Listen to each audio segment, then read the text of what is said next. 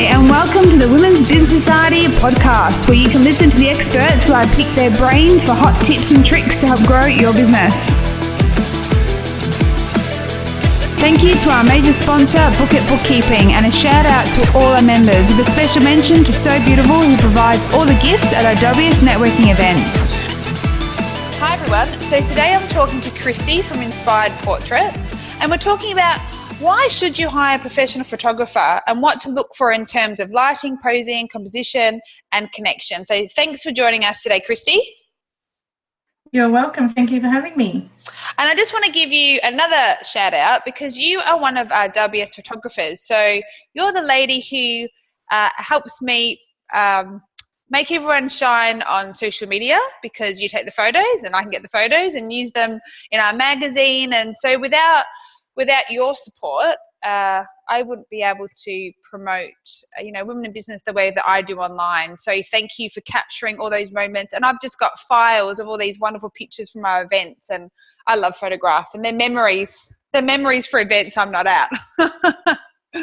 Absolutely. Yeah, absolutely. No, it's my pleasure. I thoroughly enjoy it. It's a great little event to photograph. So thank you for having me. Thank you. Well, it's not so little anymore. We have 50. No, I know. So it used to be I know. 20, 30 ladies. Now, now we're taking over the place, which is great. It's great. Yes, it is. It's fabulous. Goal accomplished. Okay, so before we dive, everyone's got their business goals, don't they? And that was one of mine. That was my number. So now for me, anything that falls below that, I'm like, what's going on? So one of my business. Okay, so before we dive into, everything we're going to be talking about, I know that our listeners would love to know more about you. So what's your business? When did you start it? Why did you start it? So take it away. Okay. Well, my business is Inspired Portraits. It was formerly KL Photography, and I originally, I still am, I'm a registered nurse and midwife, and that was my career for almost, in December it'll be 19 years. And I've always loved photography ever since I was probably 14 or 15. And when I had my daughter, who's about to turn 10, I decided to purchase a digital SLR camera and learn how to use it properly, because I'd always had a film camera but never a digital one. So that kind of prompted me to go and do a more specific course, and so I did that, and I got a lot of great feedback, so I decided to go on and do the professional photography course. I did that in 2009, but really still dabbled in both midwifery and photography on the side for probably another 5 years after that, until Tara went to school. Yeah. And then once she went to school, I really knuckled down and started to push forward with the business, because that's really where my passion was, and it wasn't so much on the wards anymore. I got fed up with all that. So now I just do an occasional shift here and there to keep my registration up to date, and really working probably more full-time in the business now.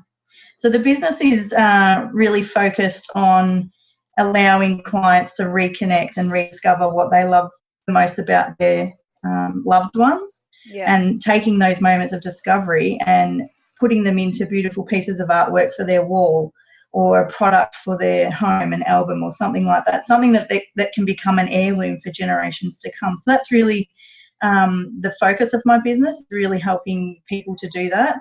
And, I have specific genres that I photograph, obviously, and what's shooting your favorite? more towards the... It's hard to say, because I think I really like variety, and I was a little bit like that as a nurse as well. So I love the babies, obviously being a midwife, but I also really like the commercial side of stuff, where I grab, say, I photographed my girlfriend's candle line, and so I really love doing that because it's different. So I probably like the people, because I'm very much so a people person. Yeah. But so I don't have a specific... Sorry? Where do you feel as though you feel like you're expert in, like or not expert, but that's where you enjoy that space the most? Do you have, an area of photography that you just enjoy more than the next? Yeah, definitely portrait. Portrait. Yeah. Nice. It's always to know, it's not necessarily strength, sometimes just what you enjoy doing. You know, it's like you enjoy either, you know, cleaning the toilet or you enjoy doing the dishes. Like, which one do you want to pick? I prefer doing the dishes. Neither, exactly. So it's good to know just what you enjoy, because sometimes I think, you know, in business, I always love to say to people, have fun in your business. And it's like, well, how do you do that? If you don't have time for fun, find what's fun within your business. Like, I love speaking to women. I get energy from it. So, you know, you got to get off the computer and speak to people, and that's where I can have fun. So it's, you know, you find the elements within your business to have fun. Yeah, and I think I certainly have a passionate outcome after I've had a portrait session. So I'd probably have to say, if I had to choose, it would definitely be portraits as my favourite. Yeah, wonderful. What do you love most about running your own business? I think I like the flexibility. You know, I wanted to be able, what I didn't like about shift work was that you were tied to certain hours, and so it was really difficult trying to figure out how I was going to be home for the kids and how I'd get them to school and all that kind of stuff. So I think really that's for me, the flexibility of hours. That's the part that I love the most. And just to elaborate on that word flexibility, I think a lot of people, when they hear entrepreneurs say that, I think, oh, they've got more time. It's like, no, we work longer hours. It's just they're not between 9 and 5. Like, you know, you got to work Monday. It's being able to work on a Saturday and Sunday. It's been able to work. That's right. It's just being. Sorry, I keep cutting you off. No, I keep doing it to you. We're excited about the topic. It happens. We are. It's just, for me, flexibility is being able to say one of the kids is getting a performance at school, and it's being able to block out till 11:30 in my diary, and that's the flexibility of it. Yeah, exactly. I always say it's a flexibility to work longer hours. You don't have to leave work at 5 if you don't want to. If you want to stick around, you can do it all night. That's what I love most. Oh, we're crazy people. We're a weird bunch, us entrepreneurs. Okay, so thank you for sharing that. You're welcome. And what year was it that you started?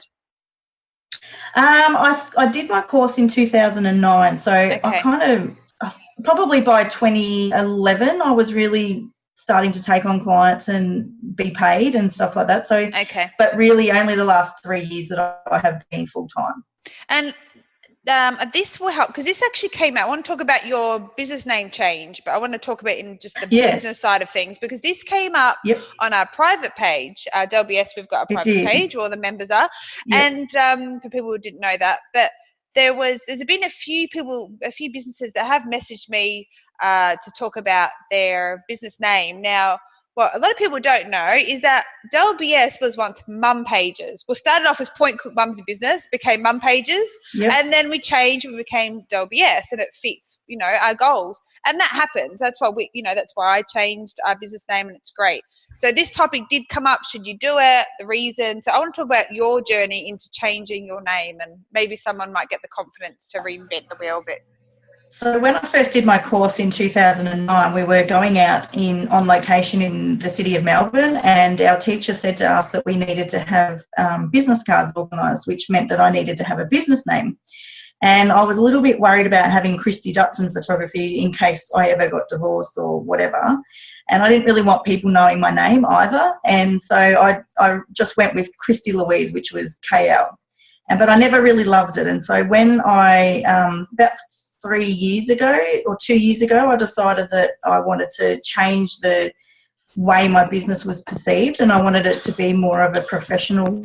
And so I decided I was thinking about names, and I sat there one day and did a bit of a brainstorming, and in the end I just sort of sat back in the chair and thought, how do I want people to feel after they have had a photography experience with me? And essentially the answer straight away was I wanted them to be inspired. You know, inspired by their kids, inspired by their partner in their life, whatever it might be, but I wanted them to be inspired. So that's basically how Inspired Portraits came along. Okay. So that, you know, it's important. I mean, they say not to put too much importance on a business name when you start out. Like, people can spend so much time. And, you know, I've got a story as well about, I won't go into it, but just of a time where you have to be pushed to make a decision, and you just make that decision at that time. And that's really, really good, because it gets you moving forward. So you just, you know, if you're at that, you know, the position in business where you try and think of a business name, pick something that feels good now. It is going to change. So expect that you probably are going to change it. And it's actually really good, because you want people that they say, you know, once a year, twice every second year, do a new website, do something, branding, change something in your business to recapture your audience. And if it means a name change, then great. So it's actually a really, really good thing to do. Yes, it costs money. Yes, you have to change your website name and all that sort of stuff. But, you know, it comes a time where you feel it, don't you? You just know something has to change. Yeah. I did. I kind of felt like I'd taken off my training wheels and I would become a big girl, and I had a big business now, and it wasn't just something on the side. It was more professional, and it was the right thing in the right time for me. Yeah, exactly. That's how I felt about mum pages. I realised, wait a minute, I'm not a mum in business. I am, when I go to work, I am just who I am, not another label.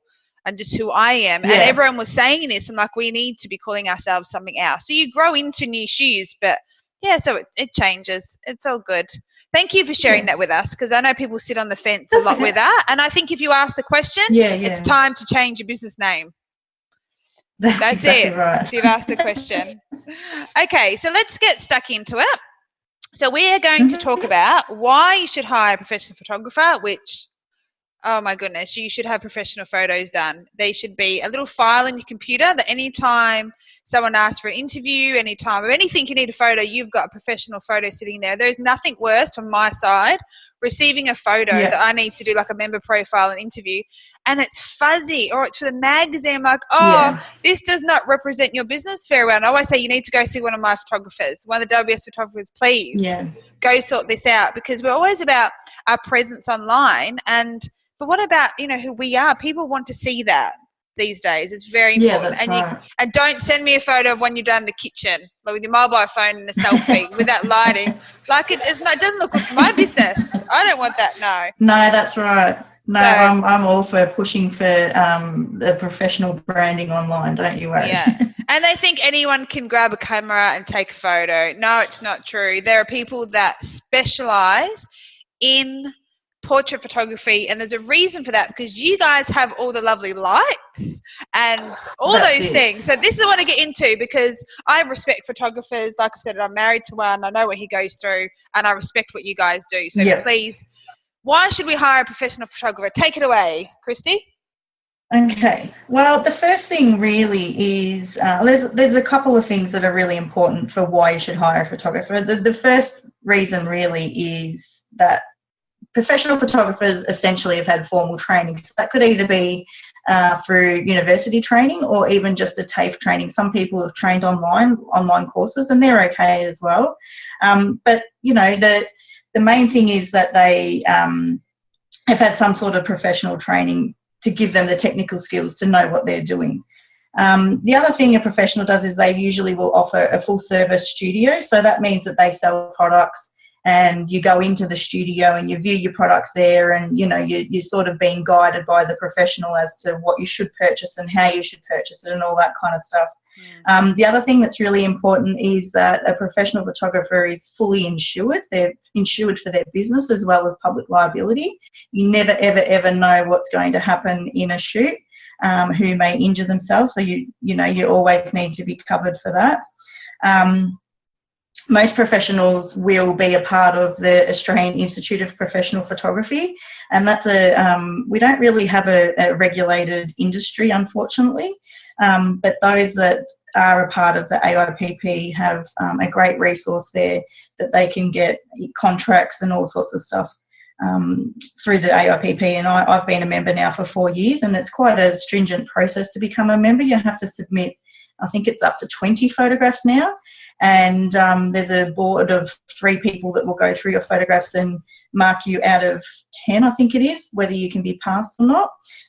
So I was passed a couple of years ago, so I'm very, very proud about that. So don't be thinking that you can take a better photo than Kristie if she had to go through all that to take a photo. So put your mobile phone down. That's right. That's it. Exactly. Please. And I think the thing that people need to remember too is that there's a bit of an abundance of photographers at the moment, and the word photographer gets bandied around a little bit, and anyone who with a camera, like you said, can sort of call themselves a photographer. Yeah. And the problem is that the variation in ability and pricing and quality and customer service can really vary from business to business. Yeah. But if you just look for those certain things, that will really let you know the difference between a professional. And it's true, the old saying is you pay for what you get.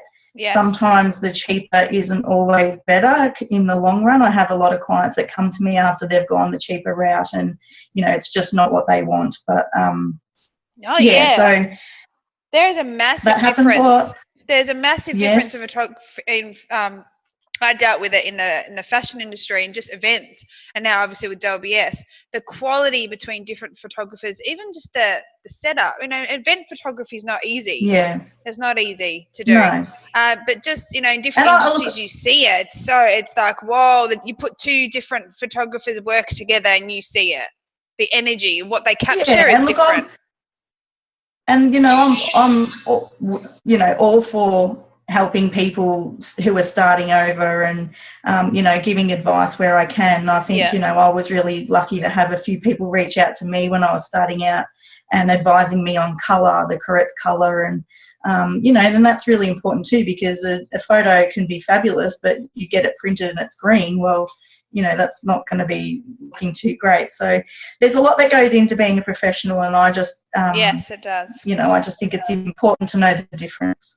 Yeah, absolutely. And it's also, you see, like just what people capture, those moments. Like, it is not about point and shoot. It's about getting the photograph at the right time, which obviously we're going to be talking about this in, I just realised, in a different space, but that is the bit that I've noticed, that difference with what you guys see. You have to be, that's where the talent starts, is when you look through that lens, when you're pressing that button is very important. Yeah, and I think getting to know your clients beforehand is probably the biggest difference between an amateur and a professional photographer. Yes. I really pride myself in calling my clients and trying to elicit as much information about that person or the family or the baby or in the journey towards having a baby, whatever it might be, getting the most information I can, because that really helps me to photograph them in the best light. So if I know on the phone that mum, the best time of her day is when little boy sits on her lap and they read a story, well, then I'm going to be making sure that I get a photograph of her reading that child a story, because when she looks at those photographs in her design consultation, that's what she's going to fall in love with, and that's the photo that she wants to have on her bedside table. So that's really important for me to, it's not just about going and saying, here, sit here and smile. Yeah. It's about allowing the clients to connect emotionally to the photograph, and that comes from experience and also by getting to know them. Yeah, definitely. And I think your background being a midwife would really help with, knowing the techniques to relax someone. When someone's bleeding, you were taught how to make sure they don't have a panic attack. So midwives would be very good photographers, yes, because you have that automatic touch. Oh, babies. How do you put babies to sleep and make them look so peaceful? I know this is not on our topic, but I've always wanted to know. Okay. They all look so sweet. Well, sometimes it can take a long time and sometimes it can be really quick, but generally speaking, it's a good full feed and a nice warm bath before they come, lots and lots of heat in the room, and a tight wrap to get them nice and sleepy. Oh, so sweet. That's my trick. Yeah, that's the magic touch. And a little machine called a shusher that literally just goes shh, shh. No way. Are you serious? That puts them to sleep. Yeah, absolutely. Yeah. A shusher. Yeah. Oh, wow. I need one and of white those. noise. Oh, wow. A shusher. Oh, that's brilliant. Yeah, it's called a shusher. Yep. Oh, the best thing I ever purchased. Oh, why didn't they tell you this when you have a baby to buy the shusher? It should come in that bag you get at the hospital. The bounty bag? Yeah, the bounty bag. Everyone needs a shusher. Oh, that'd be lovely. Yes, they do.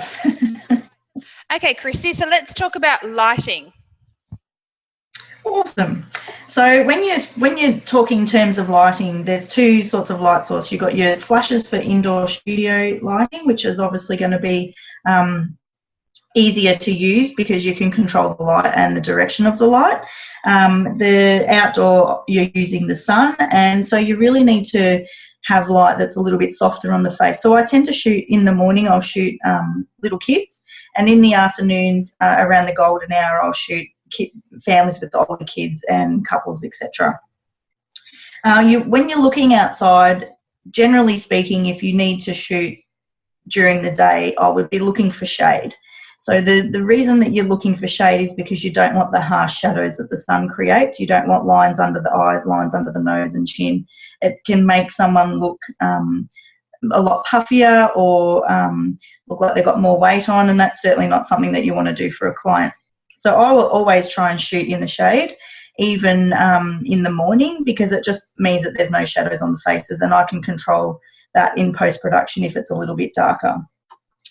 The other idea that I often say to people too is to get your subjects to be 45 degrees from the sun, and that just, or the light source, so that it just falls nicely over their face and lights the other side a little bit. The other thing that I will use is a reflector, and sometimes when I have my outdoor sessions, I will have an assistant help me. If you're doing this on your own and taking photos of people outside, just always get them to face the light a little bit so that they can look beautiful in when you're looking at them in the photograph. Yeah. It's and to really understand, I mean, everyone knows lighting, but to really understand the difference in the photo, you can test it out by, like, I know the bits in my house where I look good. Yeah. And the bits in my house exactly. where I'm not taking a photo there and I'm not shooting a video there because I look 10 years older. And I'm not 10 years older. It's just that light is really going on all those creases. So, you know, you just sort of go around your house, and a house has so many so many variations of lighting because it's reflecting on different things. Yeah. So you can see that difference. And, you know, for you guys, that's you can't be wandering around with your studio trying, you know, around a house or outdoors. You guys have to, you know, that's why you have that lighting, and you can set up the right you know, the right criteria for getting good photo. Yeah, that's right. And lighting's the most important thing, I believe. That, you know, there's lots of factors that go into a photograph, but lighting's one of your most important factors. Okay, so let's talk about composition. So composition is really important. It's another factor in taking a photograph. You really have to consider your background and consider what you're trying to convey, what message you're trying to convey when you're taking a photograph. And, you know, it's something that I guess with experience becomes a little bit quicker and faster in the terms of a session, and you become a little bit better at knowing what's going to look good in a photograph when you're looking around at something. And I'm talking about outside when I'm talking about this. But one of the really important things to do is to divide your scene into the rule of thirds. So when you're looking through the viewfinder, you're dividing your camera into thirds. So my goal all the time is to have my center of focus. So if I'm photographing a maternity session and I want to have hands on the belly, then that's going to intersect in one of my lines. If I'm got a mother and a child, then the mother or the child is going to be in one of those center focuses. And the reason for that is that that's where the eye goes to when we're looking at a photograph. When we look at a photograph, our eye goes through the actual photograph. So if you have the center of focus in one of those focal points, it makes for a much more appealing photograph. The other thing to do is to always look around for the triangles. Always try and have triangles in your photograph. And what I mean by that is if you've got a family of 4, always try and have the mother, father, child at a level turn into a triangle. It makes, again, for a more appealing photograph. Excuse me. And it's with that whole topic. That's the thing where it's like when you meet someone, something's off. You know, something you don't know what it is about that person you don't like, but there's something. It's like a photograph. You don't know what it is, but it just doesn't look right because the elements, the composition isn't right. Yeah, and it can be the difference between a really impactful image and just an okay photo. Yeah, that's a big one. Okay, posing. I love a good pose. Posing is a big factor in taking a photograph, especially for women. So if you don't pose a woman correctly, she will hate the photograph. She won't care that she's kissing her child. She won't care that her husband's looking at her adorable. adoringly. She will care that her arm looks fat in that photo. So I take a lot of, and it's true. It's true. You think about yourself. If you don't like, absolutely. I shouldn't laugh, but it's just, those moments where you're looking at your baby, your husband's looking at you, and just in that moment. But yeah, that arm squishing against your body, that's like recall. But the thing is, with photos, you're looking at them, especially photos like that. They're photos you pull out. And in the future and forever. And they're the photos that get passed down to your kids to show your grandkids what you look like when you're alive. And you don't want no fat arm. That's right. We don't want no fat arm in those pictures. That's right. That's right. And I tell you, I'm not going to sell one single photo if that woman does not like the way she looks, or that husband, the man doesn't like the way he looks. That will not be sold.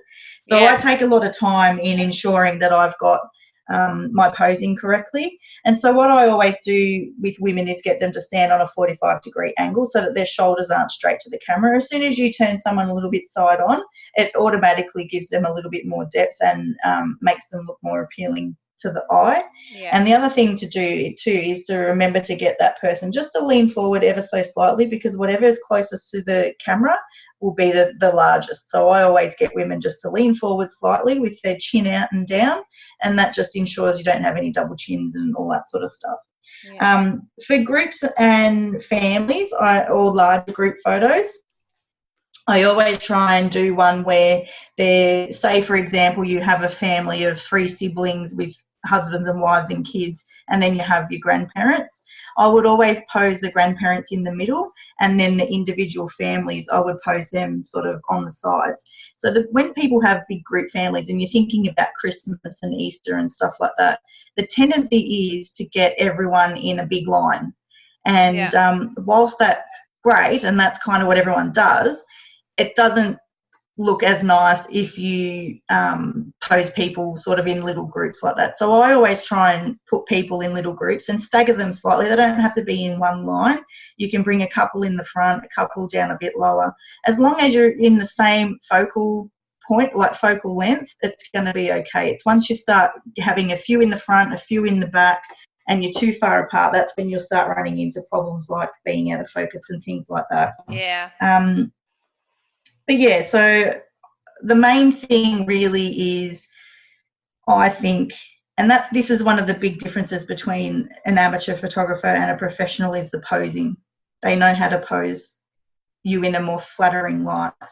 Yeah, sort of make your adjustments to your subject when you're a photographer. Just push their head down this way, turn them this way, and that's your job, isn't it? That's what I mean. That you're the professional. So Yeah. And and in my head, as I'm photographing and I'm getting someone to turn this way and turn that way and move your arm here, I'm still keeping in mind what we've spoken about earlier and where they want this piece of artwork to go and why it's so important to them. So I'm still trying to keep all that in my mind as well, whilst I'm still trying to give them the best pose as well. And everyone always says, I don't want really posed photos, but even though it's a posed photo, it can still look like it's natural. Yes. And it depends what it's for. I mean, if it's for business, they just want to see your face. Well, it's not different. Time to show your teeth and white teeth. It's just to show that's who you are. And things with photography, we're not going to go into this today, but there's a side of like focusing the camera, a photo being out of focus. That is really bad. And the other one is the size of photos. The size which you're producing those photos, because I get sent photos and I can't enlarge them. They go all fuzzy, they're really tiny, and it's just annoying for anyone that has to deal with your photos if they're not good quality. So it's much easier to go and hire someone to get, and it's not super expensive. It's not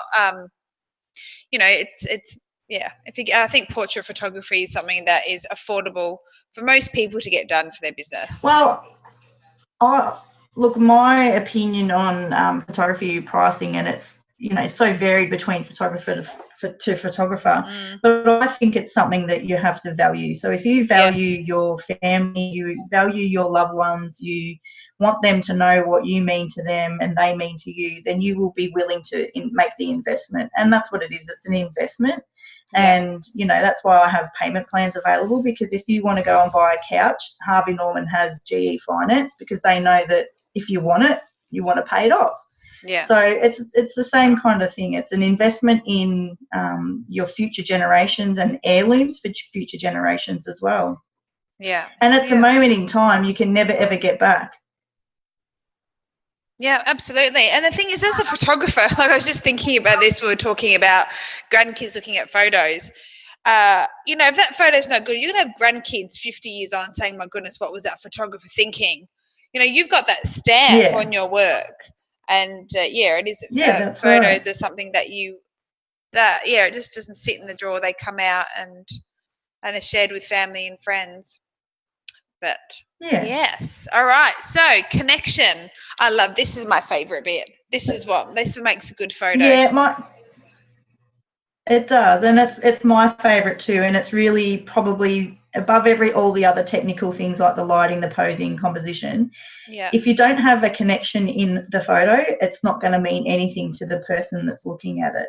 And it can't be one of those things where, and often I'll say to clients whilst we're doing the photo session, I'll say to them, now I'm going to go off and walk away here, but what I want you to do is I want you to tell your wife what it was in that moment that you asked her to marry you. What was it? What did she do in that moment that you just thought, right, yep, I'm going to ask her to marry me. I want you to tell her right now. And so then I go and walk off and I come back, and when I'm taking the photograph, I'm getting real emotion. I'm not just getting, okay, I'm going to take you to the shops tonight, we're going to go out for a movie. Like, it's not just everyday stuff. It's something that is meaningful to them, something that they will remember vividly most of the time. And so when they're then looking at those photos during their design consult, he might not have told her ever why he decided to propose to her. Yes. And so she's then remembering that moment and then looking at that moment again in the photographs. And then every time she purchases that photo and every time she looks at it, she thinks, oh, that's right. He said this, that, and the other to me. Yeah. So for me, connection is the best thing ever. It conveys emotion to the viewer and the client. So, you know, what I might think is really amazing connection might mean nothing to them. Yeah. And, you know, we're not all actors and actresses. We can't just switch on the smile and the emotion. No. And you can see it in someone's face and they don't even realise what emotion. Yeah. They might think they're happy, but that face is not, you know, and you can't control whether a couple's had an argument before they've even got in there about the price of photography. Well, post photos. Oh, I don't want to be too long. I don't want to do this anyway. You know, so you've got to reset the mood and that moment of, you know, creating that connection, because they can't just switch it on. I don't think anyone can after an argument. So, you know, that's important to turn on real emotion. I remember one client I had towards the end of, 2 years ago now it was, and she said to me from the first minute I spoke to her, I do not want a photo of me side on. I want photos of the kids in front of me because I don't like the way I look. I don't like my nose, you know, et cetera, et cetera. Oh, wow. And so I just I listened to her, but I thought, okay, don't worry, you'll be fine. I've got you covered, sort of thing. So on the day I was talking to her and they were all sitting down. I had them posed on the ground and they were just chatting away, and her daughter did something. I can't remember exactly what she did, but she kind of fell back into her dad and they all sort of giggled and had a bit of a laugh. And when she saw the photograph, she was actually looking side on at her daughter as this little girl did this. And I thought to myself, oh, she's not going to buy that photo because it's, you know, of her side on. She doesn't like her nose and blah, blah, blah. Well, she ended up purchasing a 30 by 40 canvas print of that particular photo where she was side on, because she loved the moment that her daughter did that. It was a real natural laugh and she loved the way she looked. Yeah. Even though she'd said to me beforehand, I do not like the side of my face and, you know, yada, yada, yada. So it just shows that eliciting that emotion for her superseded what she thought about herself. Yeah, and she would have seen herself in a different light as well. Well, I don't think she even really saw herself as the person she negatively told herself. I think she just saw her beautiful daughter smiling, falling into her husband, and how the little girl can do that because he's such a provider and he's such a good dad and all that sort of stuff. So, you know, it's about, for me, the connection is really getting people out of their mental state and getting them into that heart emotional state. I just had an idea.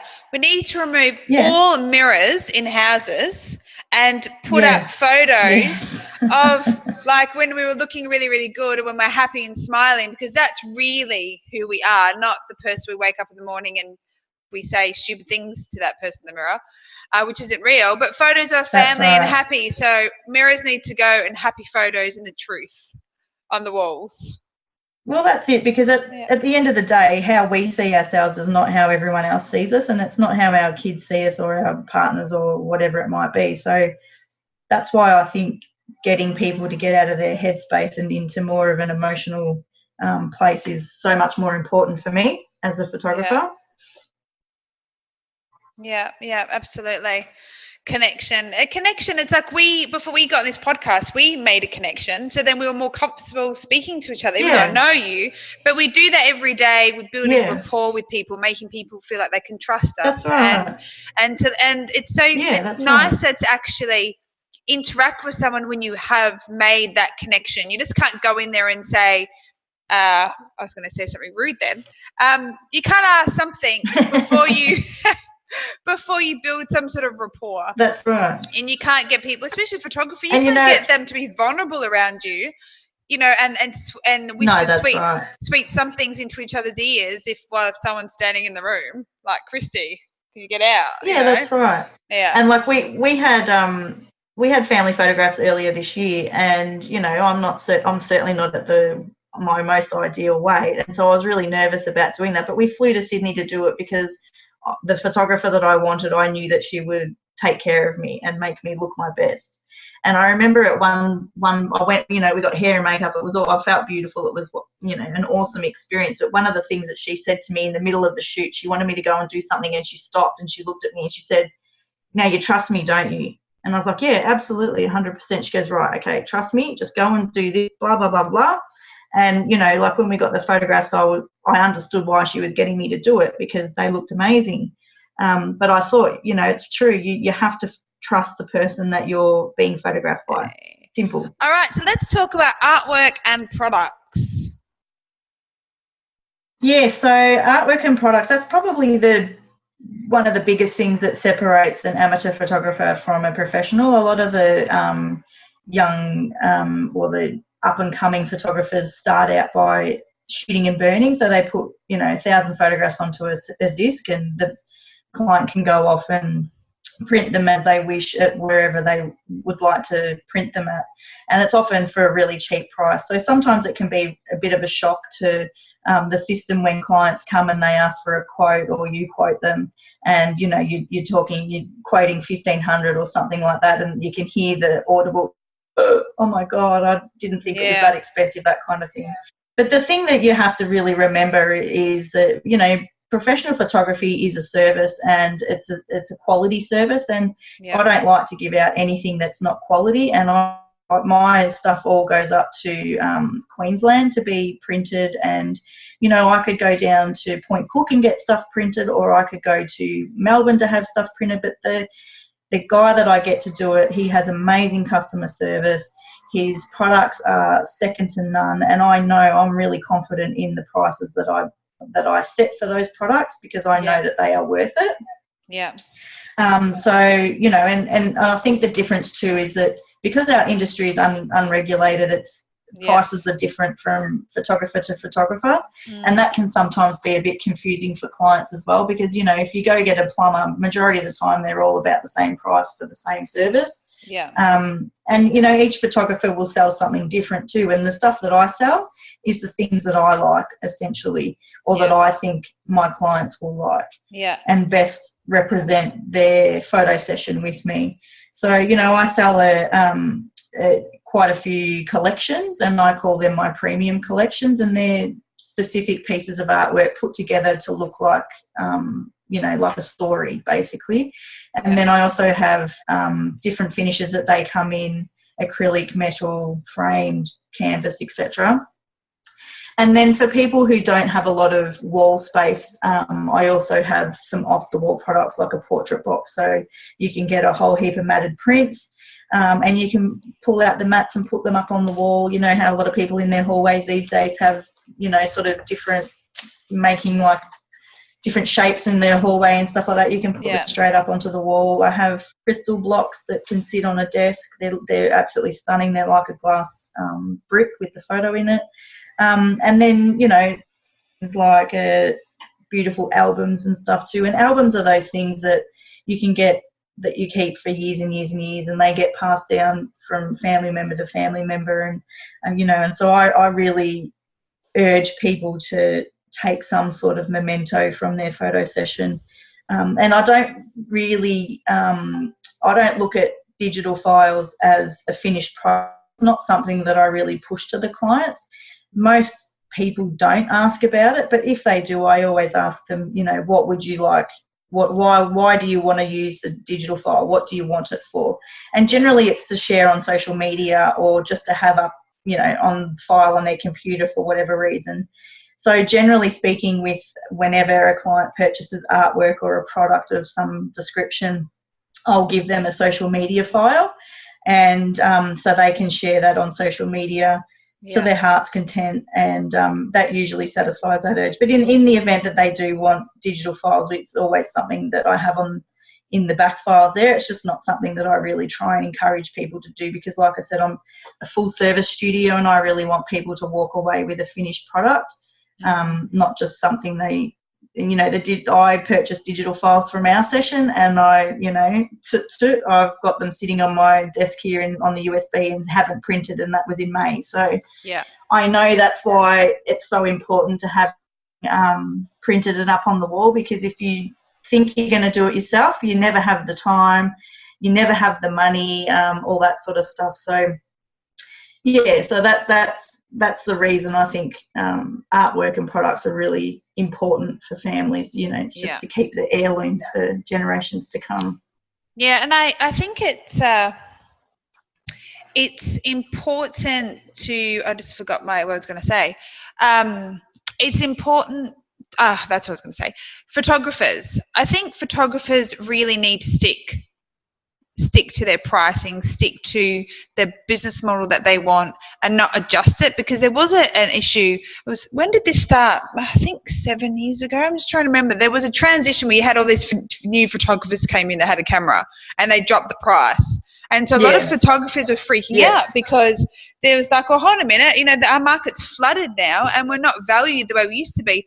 But in any business, and it's the same with any industry, but it was really flooded within the photography industry. I think the good photographers to stand out need to keep their pricing, because there are people that want to pay. There are people that want a good photographer, great photographer, great photos. They want to say it's, you know, such and such photo, and you can create, and you can use that to your advantage, because if you've got all these other photographers coming in, they're not producing the work, that word gets around very, very quickly. There are people that can't pick a good photo, but they're not your clients. They're not the ones that are going to pay you money anyway. So if someone gasps $1,500, well, they can either work through that or not pay you, because I do not believe in photographers lowering their prices. I mean, you can be flexible, but not too much, because that's what there's a certain type of caliber of customer that you're looking for, and it's not, you know, here's the disc with 200 photos not edited. You don't want to put work out there like that with your name on it at all. That's not good for business. That's not good reputation. No, that's right. Well, I think majority of people, once they realise the value in their people and their family, or whoever it is that they're being photographed with, money doesn't seem to be an issue. I know I've had people say to me, "Oh, you live in Werribee, you'll never make any money as a photographer. You know, it's not a great area, etc., etc." But you know, I've lived here for 15 years and I've had the business going for full-time for 3 years, and there's lots of people in our area that value their family, and lots of people in our area that are willing to invest in photography and, you know, in their artwork and products. So, you know, I just think once you show people value, they are quite happy to invest in that product, whatever it might be. Yeah, and there's a lot of negative people out there that always have an opinion about what sort of business the next person's doing, and you know, unless they're qualified to answer, I just think, okay, talk to the hand. And you want to get, you know what you're trying to, you know what you try to create. Well, I think when it's your own dreams and you're trying to do something, then no one has a right to sort of come in and say that. And the thing is, there's been, you know, businesses that they've been told it's not going to work, And, you know, there's so many stories. Yeah. Walt Disney, Harry Potter, you know, there's so many stories of things that they said weren't going to work and failed 50 times and then it worked. So you just have to stick to your guns and that's right. you know, and it happens. Exactly. And you've done it. And you are super busy. Business is going really well for you, isn't it? They're super busy. It is. I am. I've sort of at the precipice, I suppose, of whether I bring someone else on for some help. So I'm sort of laying some plans for that to happen probably in the new year, I'd say, or maybe even beforehand. We'll see how we go. Yeah. But yeah, it's a positive time. I'm really proud of myself and proud of where I've come and how much I've achieved. And, you know, at the end of the day, for me, it's about giving my clients something beautiful and having them happy, because that if they're happy, I'm happy. That's the bottom line, I guess. Yes. Yeah. Excellent work. So I've got some questions for you to wrap up. First of all, thank you for sharing all of that with us. I think there's a lot of things in there for people who are not into photography that will go, oh, okay, that makes sense. Or, you know, now I understand why it's important to go and hire a professional. And so thank you for sharing all of that with us. So first question, your two top business tips. I think number one, plan. Yes. And number two, listen to everyone's advice, but only do what you think is best. Yes. Because I think other people have a lot to offer you in, you know, especially people that have been successful in business and stuff. They have a lot of information that you could benefit from. So if you just listen and take the bits out of that, you know, are relevant to you, you can certainly learn a lot. Exactly. I always ask myself, is this person qualified to give me this information? I'm not going to go to a doctor and ask about interior decorating. That's a good one. You know, so no, that's right. Yeah, so I just think, okay, so you're telling me that I should do this in my business, but are you really invested in women in business? Do you understand female entrepreneurs? Do you know how they think, how they tick, what they need? That's right. No, I do. I've been working with them a long time. So the people I want to speak to are women in business. What is it that you want? And if I've got the finances, if I've got the ability, I will do that. But you got to be careful what you listen to. People down the street, they don't know what they're talking about. Stick to your day jobs. Definitely. All right. Dream destination. Have you been there and when are you going? Or when are you going? Oh, I have actually been fortunate enough to travel a lot in my life. So the place I want to go next is Canada. I've been to Niagara Falls, but I'd really love to do the Rocky Mountains. I would love to do that. So that's probably my next on my list. Canada's been very popular. Last podcast, same woman said that. Another woman said that. Oh, really? Canada, yeah. I want to get on that. I want to get on that train or the cruise, whatever it is, and just go up that river. I would love to do that. Yeah, I just had a friend here in Malta actually moved to Canada. Her husband got a job up there, and we've been trying for the last 2 years to get up there. It's just gorgeous. Yeah, but you know, that's when you're like dreaming, like, oh, Canada, it's just so easy just to get on a plane and get over there, but it's not so easy. But you know, for midnight dreams. Okay, so your favorite app that you use for business can be anything. Actually, my favorite app for business is Square. And that allows me to take credit card payments for clients. So that's what I currently use. That's really all. I don't use a lot of apps for business, to be honest. Calendar? Do you use your calendar? No, I don't. I've got a studio management software that I use, Survey. So I don't. Yeah, that's just on my computer. Yeah. Well, that's a good one. I have to look up that. I haven't heard of that one before, and I love my apps. I think they make things so much easier. Like for my events, Trello, it allows you to take your phone everywhere and do work rather than always taking a laptop. Well, I'm very